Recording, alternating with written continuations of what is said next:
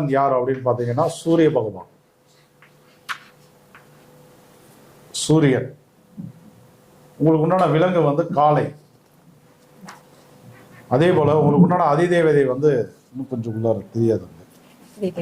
உங்களுக்கு உண்டான அதிதேவதை வந்து ஸ்ரீதேவி. உங்களுக்கு உண்டான வழிபாடுகள்ல மிகச்சிறந்தது வந்து நந்தி வழிபாடு, பிரதோஷ வழிபாடு.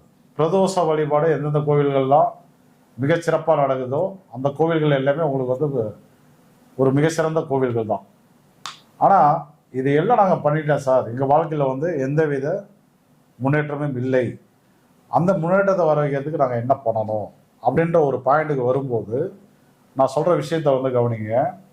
ஆக்சுவலாக வந்து வணிசை கரணத்தில் பிறந்த அன்பர்கள், உங்களுடைய கரணநாதன் வந்து சூரியன் என்பதால் உங்ககிட்ட என்ன இருக்கும் அப்படின்னா ஒருவித சுய கௌரவமும் குடும்ப கௌரவமும் வரட்டு குணமும் தான் அரசன் என்ற நினைப்பும் வந்து உங்ககிட்ட வந்து அதிகம் இருக்கும்.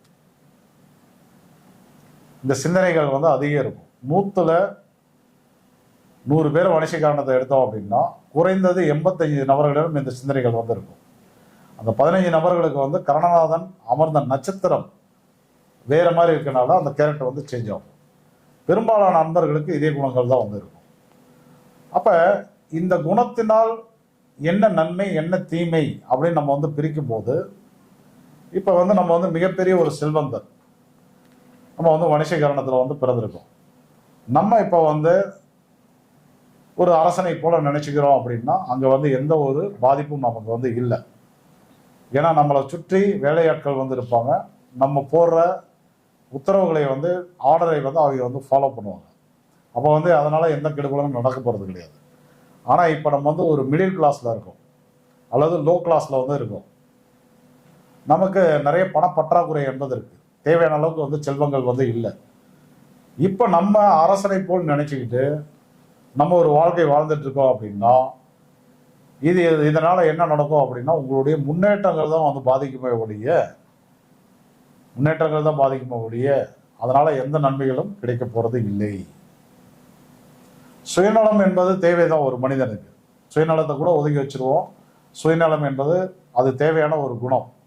ஆனால் இந்த அரசனை போல் நினைச்சுக்கிட்டு நிறைய விஷயங்கள்ல வந்து பண்ற தவறுகள் வந்து நம்மளுடைய வாழ்க்கையில வந்து நம்மளுடைய வந்து தொழிலை வந்து பாதிக்கும், நம்மளுடைய புகழை வந்து பாதிக்கும், முன்னேற்றத்தை வந்து பாதிக்கும். சூரியனா வந்து அரசியல், சித்தப்பா பெரியப்பா, பங்காளிகள், அனந்தமிய எல்லாரிடமும் வந்து நிறைய கருத்து வேறுபாடுகள் என்பது உருவாயிரும். பூர்வீக சொத்துல வந்து தேவையில்லாத பிரச்சனைகள் வந்து வெடிக்கும். என்னப்பா அவன் பையன், அவனுக்கு வந்து நான் வந்து சித்தப்பா இன்னும் மதிக்கவே மாட்டேன்றான்ப்பா, எனக்குன்னு ஒரு மரியாதை கூட கொடுக்கறது இல்லை.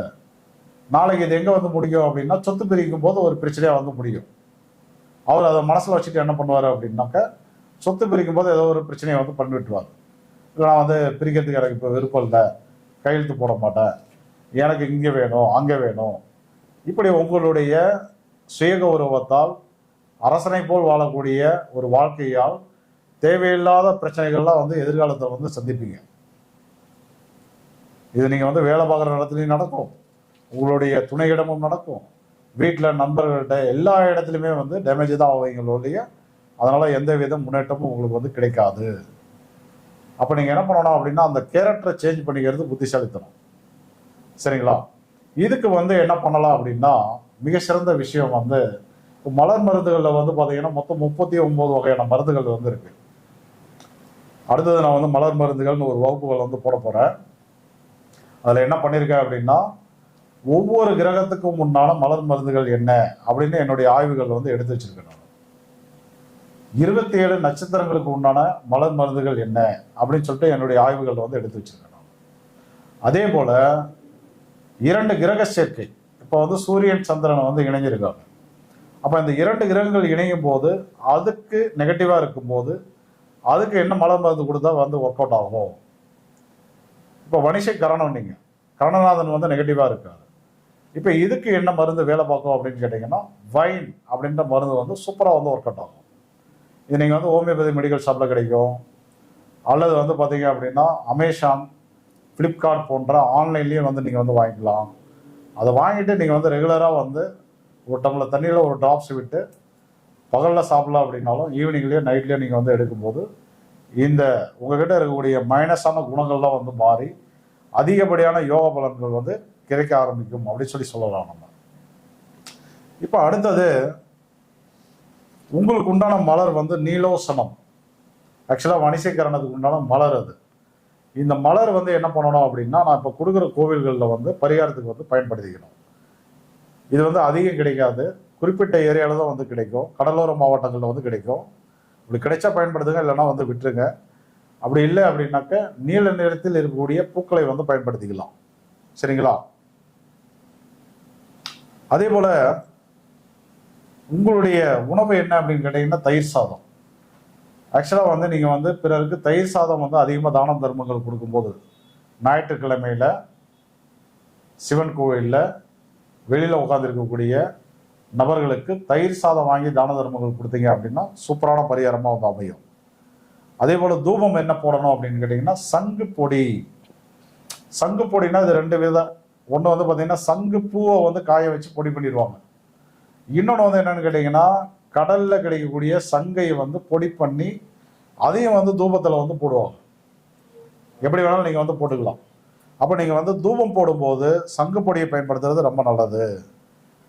உங்களுக்கு உண்டான வஸ்திரம் வந்து கம்பளி, குளிர்காலத்தில் பயன்படுத்துகிறோம் இல்லையா கம்பளி, அந்த கம்பளி பெட்ஷீட், அதை வந்து பிறருக்கு வந்து தான தர்மம் கொடுத்தீங்க அப்படின்னா மிக சிறந்த பரிகாரமாக அமையும்.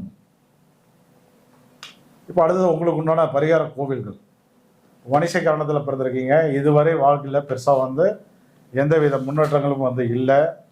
அப்போ முன்னேற்றங்கள் வந்து வரணும் அப்படின்னா இப்போ கொடுக்கக்கூடிய கோவில்களுக்கு அடிக்கடி வந்து போயிட்டு வாங்க.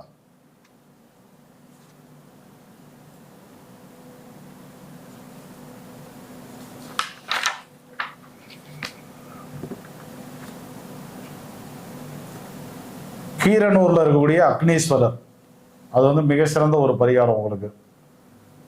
ஸோ அதை விட்டுட்டீங்க அப்படின்னாக்க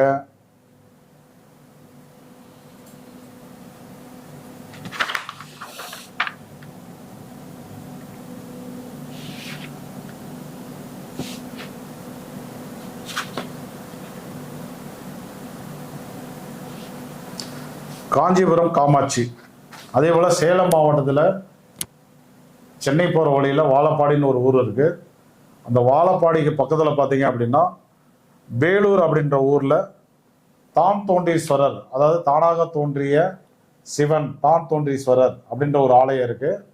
ஸோ அதுவும் வந்து உங்களுக்கு மிகச்சிறந்த ஒரு பரிகாரம் தான். சரிங்களா? இந்த 3 கோயிலை வந்து பயன்படுத்திக்கோங்க. இப்போ நான் என்னென்ன சொன்னனோ அதையெல்லாம் நீங்கள் வந்து பயன்படுத்தும் போது அந்த கரணதோஷம் என்பது மிக சிறப்பாக நிவர்த்தி அடையும். அடுத்த கரணம் பார்க்கலாமா? அடுத்த கரணம் என்ன? பத்திரை கரணம். நேர்களே, இதுவரை நம்ம வந்து பவம், பாலவம், கௌலவம்,